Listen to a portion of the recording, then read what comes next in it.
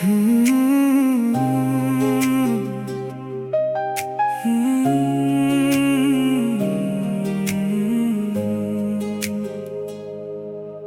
আমি ভেবেছিলাম তুমি থাকবে ঠিকই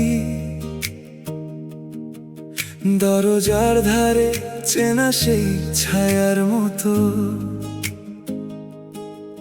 কিন্তু হাওয়ায় আজ তোমার নাম ভেসে যায়। আঙুলের ফাঁকে ধরে রাখা কাচের মতো, বলিনি কিছুই, তবু জ্বলছে মন তোমারই নামে।